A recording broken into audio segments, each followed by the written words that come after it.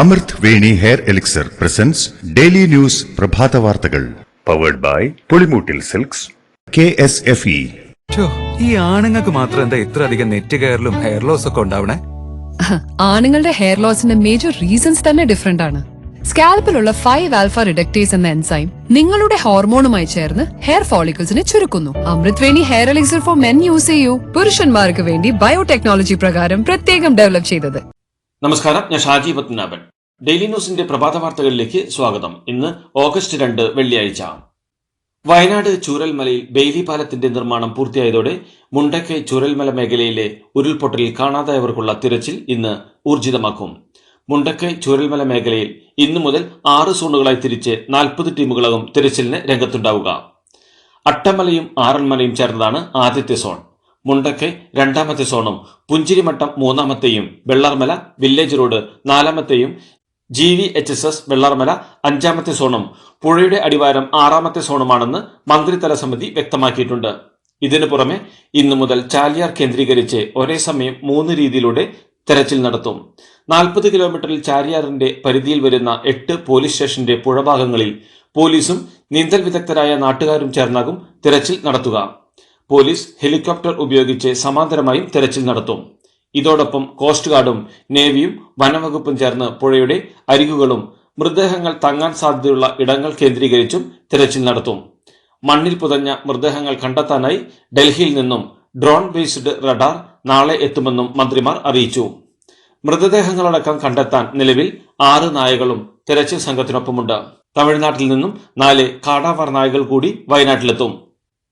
പ്രതികൂല സാഹചര്യങ്ങൾ മറികടന്നാണ് വയനാട് ചൂരൽമലയിൽ ബെയിലി പാലത്തിന്റെ നിർമ്മാണം കരസേന അംഗങ്ങൾ പൂർത്തിയാക്കിയത്. ഒരേ സമയം 24 ടൺ ഭാരം വരെ വഹിക്കാൻ ശേഷിയുള്ളതാണ് സൈന്യം ഇപ്പോൾ നിർമ്മിച്ചിരിക്കുന്ന ബെയിലി പാലം. ഹിറ്റാച്ചി അടക്കം രക്ഷാപ്രവർത്തനങ്ങൾക്കുള്ള വലിയ യന്ത്രസാമഗ്രികൾ ബെയിലി പാലത്തിലൂടെ മുണ്ടക്കൈയിലെത്തിക്കാനാകും. ഇവിടെയുണ്ടായിരുന്ന പാലം മലവെള്ളപ്പാച്ചിലിൽ ഒലിച്ചുപോയതോടെയാണ് മുണ്ടക്കൈ പുറം ലോകത്തുനിന്ന് ഒറ്റപ്പെട്ടത്. ഉരുൾപൊട്ടൽ ദുരന്തത്തിൽ മരണസംഖ്യ 283 ഉയർന്നു. 240 പേരെ ഇപ്പോഴും കാണാനില്ല. കനത്ത മഴ 3ാം ദിനവും രക്ഷാദൌത്യത്തിന് വെല്ലുവിളിയായിരുന്നു. പല സ്ഥലങ്ങളിലും ഇനിയും രക്ഷാപ്രവർത്തകർക്ക് ഇതുവരെ എത്താൻ ആവാതിരുന്നതിനാൽ ഇന്നത്തെ സംഘം തിരിച്ചുള്ള തിരച്ചിലോടെ മരണസംഖ്യ ഏറെ ഉയർന്നേക്കും. വയനാട്ടിലെ ഉരുൾപൊട്ടൽ മേഖല സന്ദർശിക്കരുതെന്നും അഭിപ്രായങ്ങൾ പറയരുതെന്നും ശാസ്ത്ര സാങ്കേതിക വിദഗ്ധർക്ക് നൽകിയ ഉത്തരവ് പിൻവലിക്കാൻ നിർദ്ദേശം നൽകി മുഖ്യമന്ത്രി. അത്തരത്തിൽ ഒരു നയം സർക്കാരിനില്ലെന്നും വാർത്ത തെറ്റിദ്ധാരണ സൃഷ്ടിക്കുന്നതാണെന്നും ഇത് പിൻവലിക്കാൻ ഇടപെടണമെന്നും ചീഫ് സെക്രട്ടറിക്ക് നിർദ്ദേശം നൽകിയതായി മുഖ്യമന്ത്രി അറിയിച്ചു.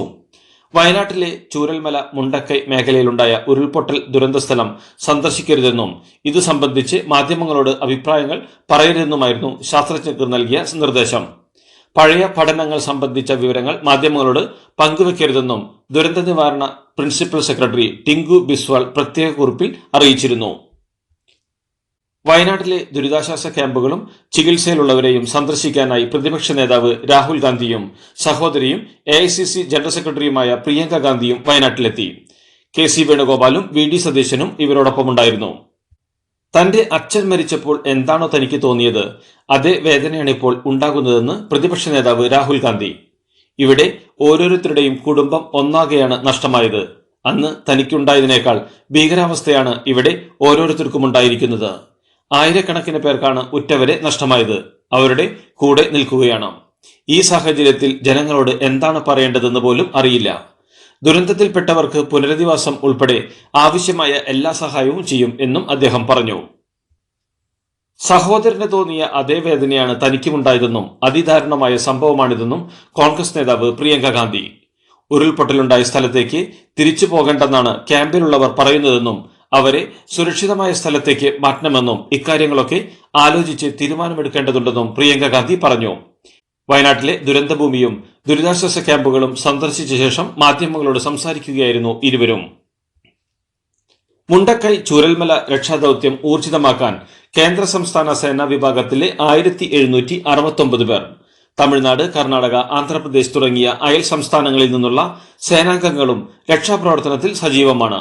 NDRF, CRPF, കര, വ്യോമ, നാവികസേനകൾ, കോസ്റ്റ് ഗാർഡ്, പോലീസ്, അഗ്നിശമന സേനാംഗങ്ങൾ ഉൾപ്പെടെയാണ് 3 ദിവസങ്ങളിലായി രക്ഷാപ്രവർത്തനത്തിന് നേതൃത്വം നൽകുന്നത്.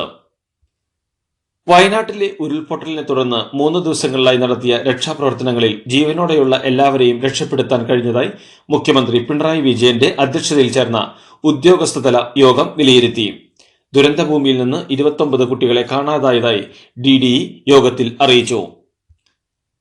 മുണ്ടക്കൈ, അട്ടമല ഭാഗങ്ങളിൽ ഇനി ആരും ജീവനോടെ കുടുങ്ങിക്കിടക്കാനുള്ള സാധ്യതയില്ലെന്ന് Kerala Karnataka sub area general officer commanding major general VT Mathew അറിയിച്ചു. മൃതദേഹങ്ങളാണ് ഇനി കണ്ടെടുക്കാനുള്ളത്. മൃതദേഹ അവശിഷ്ടങ്ങളുടെ തിരിച്ചറിയലും സംസ്കാരവുമാണ് പ്രശ്നമായി അവശേഷിക്കുന്നത്. മൃതദേഹം കിട്ടിയാൽ 3 മിനിറ്റിനുള്ളിൽ പോസ്റ്റ്മോർട്ടം തുടങ്ങുന്നുണ്ടെന്ന് ആരോഗ്യമന്ത്രി വീണ ജോർജ് അറിയിച്ചു. വയനാട് ദുരന്തഭൂമിയിലെ അവകാശികളില്ലാത്ത മൃതദേഹങ്ങൾ സംസ്കരിക്കാൻ പ്രോട്ടോകോൾ തയ്യാറായിട്ടുണ്ടെന്ന് പ്രത്യേക ഉദ്യോഗസ്ഥൻ ശ്രീറാം സാംബശിവറാവു. അറിയപ്പെടാത്ത മൃതദേഹങ്ങൾ സംസ്കരിക്കുന്ന കാര്യം അതാത് ഗ്രാമപഞ്ചായത്തുകൾ തീരുമാനിക്കുമെന്നും അതോടൊപ്പം ഉരുൾപൊട്ടൽ ഇത്ര ആഘാതം എങ്ങനെ ഉണ്ടാക്കി എന്നത് ഗൗരവമായി പഠിക്കണമെന്ന് മുഖ്യമന്ത്രി പിണറായി വിജയനും ചൂണ്ടിക്കാട്ടി. കാലവർഷക്കെടുതിയുടെ ഭാഗമായി വയനാട് ജില്ലയിൽ ആരംഭിച്ച 91 ദുരിതാശ്വാസ ക്യാമ്പുകളിലായി 9328 പേരെ മാറ്റി താമസിപ്പിച്ചു. ചൂരൽമല ദുരന്തത്തിന്റെ പശ്ചാത്തലത്തിൽ ആരംഭിച്ച 9 ക്യാമ്പുകൾ ഉൾപ്പെടെയാണിത്.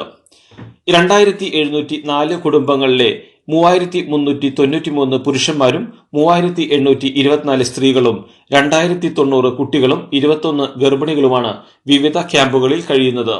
മേപ്പാടി ചൂരൽമല ദുരന്തത്തിന്റെ പശ്ചാത്തലത്തിൽ ആരംഭിച്ച 9 ദുരിതാശ്വാസ ക്യാമ്പുകളിലായി 578 കുടുംബങ്ങളിലെ 2328 പേരെ മാറ്റി താമസിപ്പിച്ചു. പണ്ട് മുത്തശ്ശിയുടെ കല്യാണക്കഥ കേട്ട മുതലെയുള്ള ആഗ്രഹമാണ് അന്നത്തെ മുത്തശ്ശിയെ പോലെ എന്റെ കല്യാണത്തിന് എടുത്തൊരുങ്ങണമെന്ന്.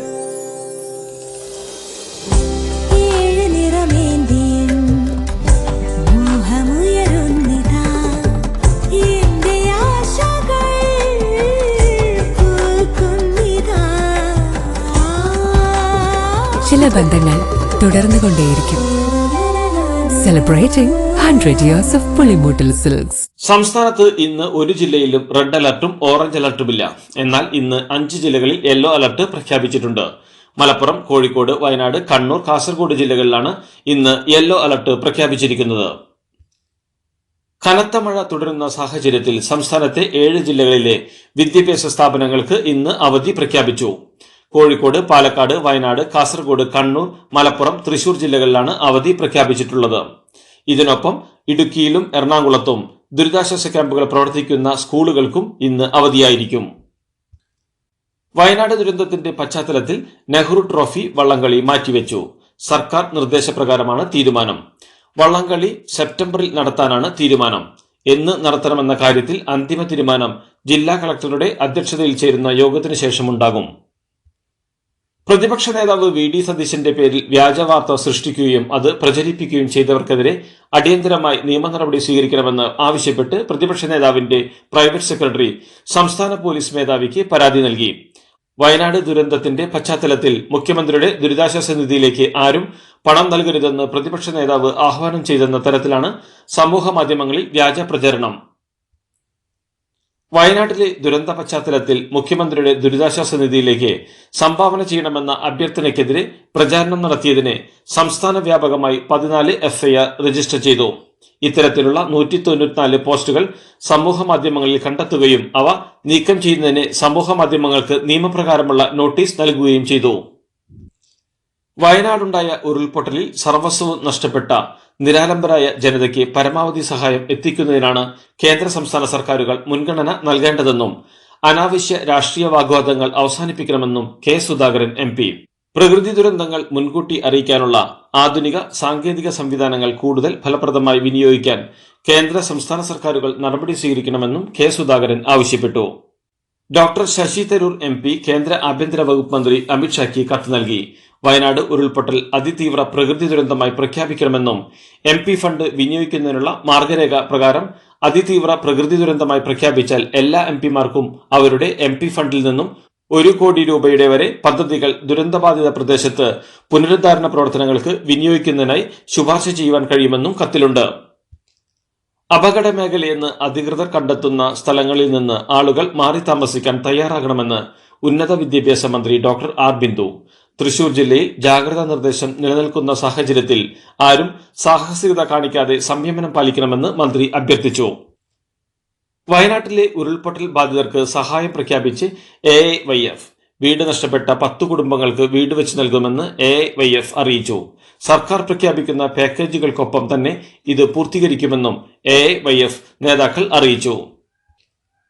സർക്കാർ ആശുപത്രികളിൽ ഭിന്നശേഷി വ്യക്തികൾക്ക് ചികിത്സയും പരിചരണവും ലഭിക്കുന്നതിന് മറ്റ് രോഗികൾക്കൊപ്പം ക്യൂ നിൽക്കേണ്ട ആവശ്യമില്ല എന്ന നോട്ടീസ് പതിക്കണമെന്നും സംസ്ഥാനത്തെ എല്ലാ ആശുപത്രികളിലും നോട്ടീസ് പ്രദർശിപ്പിക്കുന്നതിന് സർക്കാർ ഉത്തരവ് പുറപ്പെടുവിക്കണമെന്ന് സംസ്ഥാന ഭിന്നശേഷി കമ്മീഷണർ SH പഞ്ചാബകേശൻ ഉത്തരവിട്ടു. കേരളത്തിലെ 10ാം ക്ലാസ് വരെയുള്ള സർക്കാർ എയ്ഡഡ് സ്കൂളുകളിൽ ശനിയാഴ്ച പ്രവൃത്തി ദിവസമാക്കിയ ഉത്തരവ് ഹൈക്കോടതി റദ്ദാക്കി. അധ്യാപക സംഘടനകളും വിദ്യാർത്ഥികളടക്കമുള്ളവർ നൽകിയ ഹർജി പരിഗണിച്ചുകൊണ്ടാണ് ഉത്തരവ്. ശനിയാഴ്ച പ്രവൃത്തി ദിവസമാക്കിയത് നടപ്പാക്കി കഴിഞ്ഞെങ്കിലും ഇനി മുതൽ അത് പാടില്ലെന്നും കോടതി വ്യക്തമാക്കി. തൃശൂർ അകമല മേഖലയിൽ നിന്ന് ആളുകളോട് വീടൊഴിയാൻ നിർദ്ദേശം നൽകിയതായി പ്രചരിക്കുന്ന വാർത്ത തെറ്റാണെന്ന് ജില്ലാ കളക്ടർ. വസ്തുതാവിരുദ്ധമായ വാർത്തകൾ പ്രചരിപ്പിക്കരുതെന്നും ജില്ലാ കളക്ടർ അറിയിച്ചു. മലമ്പുഴ അണക്കെട്ടിന്റെ ജലനിരപ്പ് ഉയരുന്ന സാഹചര്യത്തിൽ 2-3 ദിവസങ്ങൾക്കുള്ളിൽ ഷട്ടർ തുറക്കേണ്ടി വരുമെന്ന് മുന്നറിയിപ്പ്. ഈ സാഹചര്യത്തിൽ പ്രദേശവാസികൾ ജാഗ്രത പാലിക്കണമെന്ന് അധികൃതർ അറിയിച്ചു. ഇതെന്താ വണ്ടി അവിടെ പാർക്ക് ചെയ്യാത്തെ? ബെൻസ് വരും. അതെ, മെഗാ സമ്മാനം പുതിയ ബെൻസ് കാറാണ്. 2ാം സമ്മാനം ഇന്നോവ ക്രിസ്റ്റ, അതും 17 എണ്ണം. പിന്നെ ആദ്യ സീരീസിൽ 170 പേർക്ക് ഐഫോൺ. ഇത്തവണ സമ്മാനങ്ങളുടെ നക്ഷത്ര തിളക്കവുമായി KSFE ഗാലക്സി ചിട്ടികൾ. ഓഗസ്റ്റ് സെപ്റ്റംബർ മാസങ്ങളിൽ ഇന്ത്യയിൽ ശരാശരിയിലും കൂടുതൽ മഴ ലഭിച്ചേക്കുമെന്നും ഓഗസ്റ്റ് അവസാനത്തോടെ ലാനിന അനുകൂല സാഹചര്യങ്ങൾ ഉണ്ടാകാനുള്ള സാധ്യതയുണ്ടെന്നും ഇന്ത്യൻ കാലാവസ്ഥാ വകുപ്പ് അറിയിച്ചു. പസഫിക് സമുദ്രത്തിൽ എൽനിനോ സദേൺ ഓസിലേഷൻ നിലവിൽ ന്യൂട്രൽ സ്ഥിതിയിലാണെന്നും ലാനിന ഓഗസ്റ്റ് അവസാനത്തോടെ ആരംഭിക്കാൻ സാധ്യതയെന്നും IMD അറിയിച്ചു. വയനാട് ഉരുൾപൊട്ടൽ ദേശീയ ദുരന്തമായി കേന്ദ്ര സർക്കാർ പ്രഖ്യാപിക്കണമെന്ന ആവശ്യം ശക്തമാക്കി ഗവർണർ ആരിഫ് മുഹമ്മദ് ഖാൻ. ദേശീയ ദുരന്തമായി പ്രഖ്യാപിക്കാൻ കേന്ദ്ര സർക്കാരിനോട് ആവശ്യപ്പെടുമെന്നും ഗവർണർ വ്യക്തമാക്കി. ഇന്നലെ ചേർന്ന ഗവർണർമാരുടെ അനൌദ്യോഗിക യോഗത്തിൽ ഇക്കാര്യം ആവശ്യപ്പെട്ടിരുന്നുവെന്ന് വിവരിച്ച ആരിഫ് ഖാൻ ഇന്ന് ചേരുന്ന യോഗത്തിൽ ഇത് ആവശ്യപ്പെടുമെന്നും കൂട്ടിച്ചേർത്തു. പുതിയ പാർലമെന്റ് മന്ദിരത്തിലെ ചോർച്ചയിൽ മന്ദിരം രൂപകൽപ്പന ചെയ്ത ബിമൽ പട്ടേലിനോട് ലോക്സഭാ സ്പീക്കർ വിശദീകരണം തേടി. കഴിഞ്ഞ ദിവസത്തെ മഴയിൽ പാർലമെന്റ് ലോബിയിലുണ്ടായ ചോർച്ച വലിയ ചർച്ചയായിരുന്നു. വിഷയം സഭയിൽ ഉന്നയിക്കുമെന്ന നിലപാടിലാണ് പ്രതിപക്ഷം. 2600 കോടി രൂപ ചെലവിൽ നിർമ്മിച്ച മന്ദിരം 150 കൊല്ലമെങ്കിലും നിലനിൽക്കുമെന്നായിരുന്നു അവകാശവാദം. അതേസമയം ചോർച്ചയ്ക്കിടയാക്കിയ സാങ്കേതിക പ്രശ്നം പരിഹരിച്ചെന്നാണ് ലോക്സഭ സെക്രട്ടേറിയറ്റ് നൽകിയ വിശദീകരണം. നീറ്റ് ചോദ്യപേപ്പർ ചോർച്ച കേസിൽ 13 പേരെ പ്രതികളാക്കി CBI ആദ്യ കുറ്റപത്രം സമർപ്പിച്ചു. നിതീഷ് കുമാറാണ് 1ാം പ്രതി. കേസിൽ അന്വേഷണം തുടരും. 58 ഇടങ്ങളിൽ പരിശോധന നടത്തി. അറസ്റ്റിലായ മറ്റ് പ്രതികൾക്കെതിരെ അനുബന്ധ കുറ്റപത്രം സമർപ്പിക്കുമെന്നും CBI അറിയിച്ചു. ഇതുവരെ 40 പേരെയാണ് കേസിൽ CBI അറസ്റ്റ് ചെയ്തത്. ഹിമാചൽ പ്രദേശിൽ മേഘവിസ്ഫോടനത്തെ തുടർന്നുണ്ടായ കനത്ത മഴയിൽ മലാനയിലെ പൻഡോഹ് ഡാം തകർന്നു. പാർവതി നദിയിലെ ഡാം തകർന്നതോടെ പരിസര പ്രദേശങ്ങളിലെല്ലാം വെള്ളം കയറി. തീരങ്ങളിൽ താമസിക്കുന്നവർ എത്രയും വേഗം ഒഴിയണമെന്ന് അധികൃതർ മുന്നറിയിപ്പ് നൽകി. ഇടതടവില്ലാതെ പെയ്യുന്ന മഴയിൽ ഹിമാചൽ പ്രദേശിൽ വ്യാപകമായ നാശനഷ്ടം റിപ്പോർട്ട് ചെയ്തു. പാരീസ് ഒളിമ്പിക്സിൽ ഇന്ത്യക്ക് കനത്ത നിരാശ സമ്മാനിച്ച് ബാഡ്മിന്റൺ വനിതാ സിംഗിൾസിൽ മെഡൽ പ്രതീക്ഷയായിരുന്ന PV സിന്ധു പുറത്ത്. പുരുഷ ഡബിൾസിൽ ഉറച്ച മെഡൽ പ്രതീക്ഷയായിരുന്ന സാത്വിക് ചിരാഗ് സഖ്യത്തിന്റെ ക്വാർട്ടറിലെ തോൽവിയും ഇന്ത്യക്ക് വേദനയായി. അതേസമയം ഇന്ത്യൻ താരങ്ങളുടെ പോരാട്ടമെന്ന നിലയിൽ ശ്രദ്ധേയമായ മത്സരത്തിൽ മലയാളി താരം HS പ്രണോയിയെ വീഴ്ത്തി യുവതാരം ലക്ഷ്യ സെൻ ക്വാർട്ടറിൽ കടന്നു. നേരത്തെ പുരുഷ വിഭാഗം 50 മീറ്റർ റൈഫിൾ 3 പൊസിഷനിൽ സ്വപ്നിൽ കുസാലെ ഇന്ത്യക്ക് പാരീസിലെ 3ാം വെങ്കലം സമ്മാനിച്ചിരുന്നു. ഈ ഒളിമ്പിക്സിൽ ഇന്ത്യക്ക് ഇതുവരെ ലഭിച്ച 3 മെഡലുകളും ഷൂട്ടിംഗിൽ നിന്നാണ്. പുരുഷ ഹോക്കിയിൽ ഇന്ത്യ ലോക 1ാം നമ്പർ ടീമായ ബെൽജിയത്തോട് തോറ്റു. 1 ഗോളിന്റെ ലീഡ് നേടിയ ശേഷമാണ് നിലവിലെ ചാമ്പ്യന്മാർക്കെതിരെ ഇന്ത്യ തോൽവി വഴങ്ങിയത്. തോറ്റെങ്കിലും ഇന്ത്യ ക്വാർട്ടർ ഫൈനൽ ഉറപ്പിച്ചിട്ടുണ്ട്. വനിതാ ബോക്സിംഗിൽ 50 കിലോഗ്രാം വിഭാഗത്തിൽ ഇന്ത്യയുടെ മെഡൽ പ്രതീക്ഷയായിരുന്ന നിഖത് സരീനും പ്രീ ക്വാർട്ടറിൽ തോറ്റു. ഇതോടുകൂടി ഡെയിലി ന്യൂസിന്റെ ഇന്നത്തെ പ്രഭാത വാർത്തകൾ സമാപിക്കുന്നു. ഡെയിലി ന്യൂസിന് വേണ്ടി വാർത്തകൾ വായിച്ചത് ഷാജി പത്മനാഭൻ. ഡെയിലി ന്യൂസ് ലൈവ്.in വാർത്തകൾ വിരൽ തുമ്പിൽ.